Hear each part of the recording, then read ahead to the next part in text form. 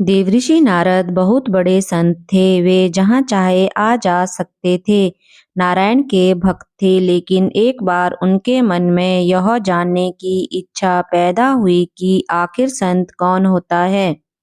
श्री कृष्ण जी के पास गए और अपनी जिज्ञासा बताई। बोले, भगवान, मेरी शंका का समाधान करें। श्री कृष्ण ने कहा, नारद जी, आप अमुक यादव के पास जाओ। उनकी पत्नी गर्भवती है। उनके घर बच्चा पैदा होने वाला है। जब बच्चा पैदा हो तो तुम उस बच्चे से यह सवाल पूछना, वह सब कुछ बता देगा। नारद जी यादव के घर पहुंचे, उनसे मिले और बोले, तुम्हारे घर बच्चा पैदा होने वाला है। मैं उससे मिलना चाहता हूँ। जब तक बच्चा पैदा ना हो मैं यही इंतजार करूँगा। एक दिन बच्चे ने जन्म लिया। नारद जी खुश हो गए। बच्चे के पास गए और अपना प्रश्न रखा।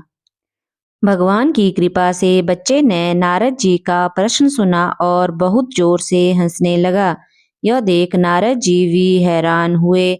वह सोचने लगे, बच्चा कुछ ही घंटों का है और यह मेरा प्रश्न सुनकर खिलखिलाकर हंस रहा है। आश्चर्य! क्या कुछ गलत पूछा? क्या इसने मुझे पागल समझा? लेकिन यह तो बच्चा है, इस दुनियावी चीजों का इसे क्या पता। और फिर नारद जी ने देखा बच्चे की रंगत बदल रही है। बच्चे की हंसी खत्म हो रही है। वह चुप होता जा रहा है। नारद ने फिर पूछा, मेरे प्रश्न का उत्तर तो अभी बाकी है, उत्तर तो देते जाओ। बच्चे ने कहा, अमुक ब्राह्मण के घर गाय बछड़ा जनने वाली है। तुम्हारे प्रश्न का उत्तर वह बछड़ा ही देगा। वह सब कुछ जानता है। और यह कहते ही बच्चे ने प्राण त्याग दिए। यह देखकर नारद जी हैरान हुए। जब मेरे प्रश्न का उत्तर एक मानव नहीं दे सका तो एक बछड़ा कैसे देगा। नारद जी निराश हुए। ब्राह्मण के घर गए। बछड़े ने जन्म लिया। उसने होश संभाली। नारद जी ने उससे अपना प्रश्न पूछा, संत कैसा होना चाहिए? संत कौन होता है? बछड़े ने ध्यान से नारद जी का प्रश्न सुना। मनुष्य की आवाज में बछड़ा हंस दिया। कहने लगा, नारद जी, आपके प्रश्न का उत्तर मैं नहीं दे सकता। आपके प्रश्न का उत्तर इस नगरी के राजा के घर पैदा होने वाला बच्चा दे सकता है। और यह कहते कहते बछड़े ने भी प्राण त्याग दिए। नारद जी बहुत हैरान हुए। वे सोचने लगे, यादव के बेटे ने मेरे प्रश्न का उत्तर नहीं दिया। ब्राह्मण की गाय के बछड़े ने मेरे प्रश्न का उत्तर नहीं दिया।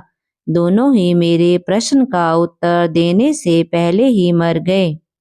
अब भला राजा का पुत्र क्या उत्तर देगा? कहीं वह भी मर गया तो मेरा प्रश्न अधूरा ही रह जाएगा, कभी उत्तर नहीं पा सकूंगा। फिर भी नारद जी राजा के घर गए। वाकई राजा के घर संतान पैदा होने वाली थी। नारद जी वहीं रुक गए। आखिर राजा के घर बेटे ने जन्म लिया। नारद जी शिशु के पास गए। अपना वही प्रश्न उसके सामने रखा, संत कैसा होना चाहिए? संत कौन होता है?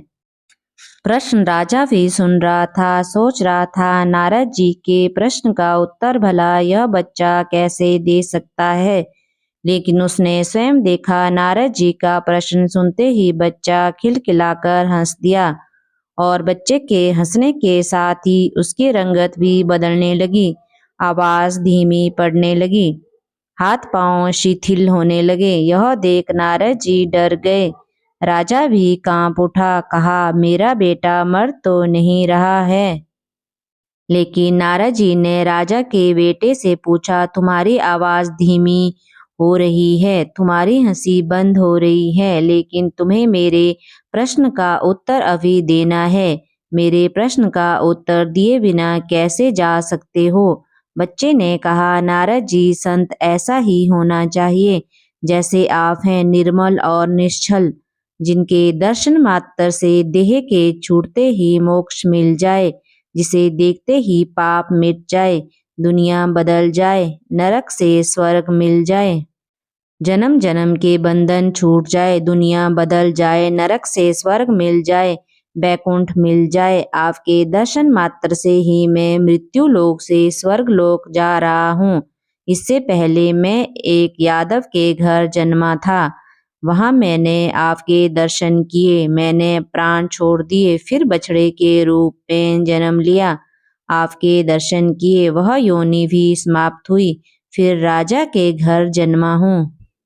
अब आपके दर्शन से ही मैं इस मृत्यु लोक से विदा हो रहा हूँ, बैकुंठ जा रहा हूँ। पिछले जन्म सभी मेरे थे, आपके दर्शन से सभी छूट गए, उनसे मुक्ति मिली। नए जन्म लिए, आपके दर्शन से अब मोक्ष मिल रहा है। जन्म मरण के चक्कर से मुक्त हो रहा हूँ। संत, ऐसा ही होना चाहिए जैसे आप हैं।